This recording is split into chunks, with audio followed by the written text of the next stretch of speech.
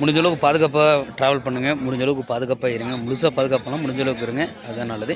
நம்ம இன்றைக்கி எங்கே இருக்குதுன்னு பார்த்தோம்னா கர்நாடகாவில் நஞ்சன்கூடு அப்படிங்கிற பிளேஸில் இருக்கும். ஒரு பெரிய ஒரு ஹிஸ்டாரிக்கலான ஒரு கோவில், ஒரு ஹிஸ்டாரிக்கலுக்கான ஒரு பிளேஸ் தான் இது. இது எப்படின்னு பார்த்தோம்னா அந்த கோயில் இங்கே காவிரி ஆறு, இங்கே முன்னாடி வந்து காவிரி ஆறு இருக்குது. கரெக்டாக அந்த ரோடு நாங்கள் நிற்கிற ரோட்லேருந்து கொஞ்சம் முன்னாடி காவிரி ஆறு, காவிரி ஆறு அந்த கரையோரத்துலேயே இருக்குது. இது ரொம்ப ரொம்ப பழமையான ஒரு கோயில். எதுவும் தக்ஷிண காசி நஞ்சன்கூடு அப்படின்னு தான் நாங்கள் வெல்கம் பண்ணும்போதே அந்த போர்டு நாங்கள் பார்த்தோம். தக்ஷிண காசி அப்படின்பொழுது என்னென்னா தக்ஷிணனா சவுத் போல், தென்காசி அப்படின்னு நினைக்கிறேன். அதனால் தென்காசி அப்படின்னா நஞ்சன்கூடு அப்படின்ற அளவுக்கு தான் இது. ஒரு பெரிய ஒரு சிவன் கோயில். உள்ளே நம்ம உள்ளே வரும்பொழுதே வச்சுக்கேன், ஒரு பெரிய வந்து சிவன் ஸ்டாச்சு வந்து நம்ம வெல்கம் பண்ணுது. அப்புறம் இந்த கோபுரத்தில் நம்ம ஊர் கோபுரம் மாதிரிலாம் இங்கே நம்ம பார்க்க முடியாது. என்ன அப்படின்னு பார்த்தோம்னா கோபுரம் வந்து அந்த சிலைகள்லாம் இல்லை. நம்ம ஊரில் என்னென்னா சிலைகள், பெரிய பெரிய சிலைகள் இருக்குது. இங்கே வந்து ஈஸ்வரனோட அந்த லிங்கம் மட்டும்தான் சுற்றியுமே இருக்குது.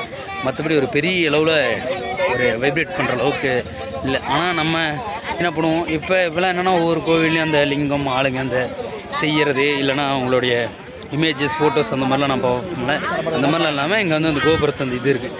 நான் இது வந்து ஒரு 6 வருஷத்துக்கு முன்னாடி வந்தேன்.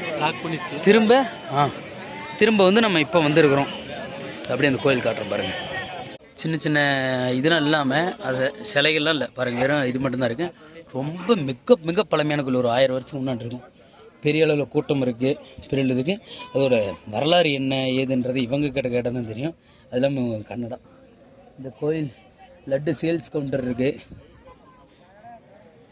இந்த கோயிலில் இப்போ என்ட்ரன்ஸ் பார்க்குறோம்ல, என்ட்ரன்ஸ்க்கு உள்ளே ஒரு கோபுரம் இருக்குது. இது மண்டபம். ஏன் நான் இது சொல்கிறேன்னா, நான் இந்த டிஜிட்டலாக உள்ள கேமராஸ் எவ்வளோ தூரம் கொண்டு போக முடியும் அப்படின்னு பொறுத்து இது பண்ணுறேன். இங்கே இந்த தூண் எல்லாமே ஒரே கல்லில் இந்த லென்த் இருக்காகலாம் ஒரே கல்லில் செஞ்சுருக்காங்க. அதுவும் ஒரு பீஸாக வச்ச கல். முழுசாக ஒரு பெரிய லென்த்தான ஒரே பீஸாக வைக்கல, சின்ன சின்ன பீஸாக வச்ச அந்த ஒரே கல்லில் ஆக்கப்பட்டது.